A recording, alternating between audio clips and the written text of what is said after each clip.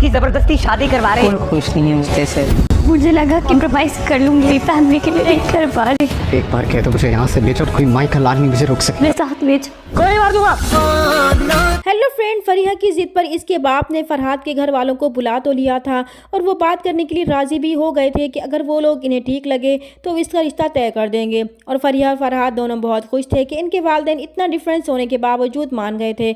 मगर जब इन दोनों के वालिदैन का आमना सामना हुआ तो वो दोनों ही आपे से बाहर हो गए थे, क्योंकि इन दोनों के वालिदैन की पहली मुलाकात बहुत बुरे तरीके से हुई थी। इसलिए वो दोनों ही अपने बच्चों का रिश्ता जोड़ने से इनकार कर देंगे। इस तरह फरीहा और फरहाद का एक होने का जो चांस मिला था वो भी खत्म हो चुका था। और फरीहा का बाप इसे मजबूर करेगा कि इसने हर मौके पर इसकी हर जिद पूरी की थी, मगर इस बार इसे इनकी बात माननी ही होगी।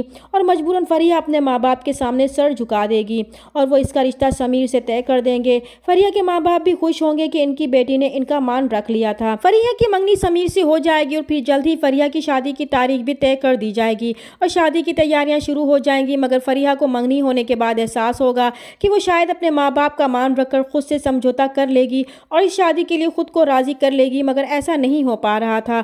जो जो शादी के दिन नज़दीक आते जा रहे थे, फरीहा अंदर ही अंदर घुटती जा रही थी। और इसकी ये हालत देखकर इसका कज़न बबलू बहुत परेशान हो जाएगा कि इसकी खिलखिलाती कज़न इस तरह बुझ कर रह गई थी। बबलू से इसकी ये हालत देखी नहीं जाएगी तो वो फरहाद को फ़ोन करके फरीहा के बारे में बताएगा कि फरीहा की शादी इसके माँ बाप ने तय कर दी है। ये शादी इसकी मर्जी के बगैर ज़बरदस्ती की जा रही है, जिससे वो बिल्कुल भी खुश नहीं है। और ये सब जानकर फरहाद बेचैन हो जाएगा और फरीहा से मिलने की कोशिश करेगा तो इसका कज़न इसे रोकेगा कि इस वक्त फरीहा से मिलना खतरे से खाली नहीं है। अगर फरीहा के घर वालों ने इसे देख लिया तो बहुत गड़बड़ हो जाएगी, इसलिए वो फरीहा से मिलने का इरादा तर्क कर दे तो बेहतर है, क्योंकि रोमियो जूलियट की कहानी का एंड अच्छा नहीं होता। तो फरहाद इसे जवाब देगा कि वो शेक्सपियर वाला रोमियो था जबकि वो बर्न्स रोड का रोमियो है।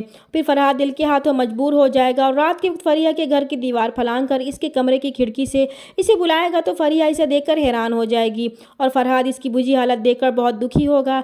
फरीहा फरहाद को देखकर बहुत रोएगी और इसे अपनी हालत के बारे में बताएगी कि इसने सोचा था कि वो माँ बाप का कहना मानकर अपनी फैमिली के लिए कंप्रोमाइज़ कर लेगी और इसे भूलकर नई ज़िंदगी शुरू करेगी, मगर वो ऐसा नहीं कर पा रही। वो इसके बगैर नहीं रह सकती। और फरहाद जो खुद भी बहुत तड़प रहा था मगर सिर्फ फरीहा की वजह से खामोश था, इसलिए वो फरीहा से कहेगा कि अगर वो उसे एक बार भी कहेगी कि वो उसे यहाँ से ले जाए तो वो कसम खाकर कहता है कि वो उसे यहाँ से ले जाने में एक मिनट भी नहीं लगाएगा और कोई माई का लाल भी इसे रोक नहीं पाएगा। तब फरीहा उसे कहेगी कि वो इसे अपने साथ ले जाए, वो इसके साथ जाने के लिए तैयार है। और फरहाद जैसे ही फरीहा से वापस आकर इसे ले जाने का वादा करके जाने लगेगा तो गेट पर खड़ा चौकीदार इसे देख लेगा और उस पर बंदूक तान लेगा। और ये देखकर फरीहा डर जाएगी कि अगर फरहाद पकड़ा गया तो इसके घर वाले इसके साथ ना जाने क्या सलूक करेंगे।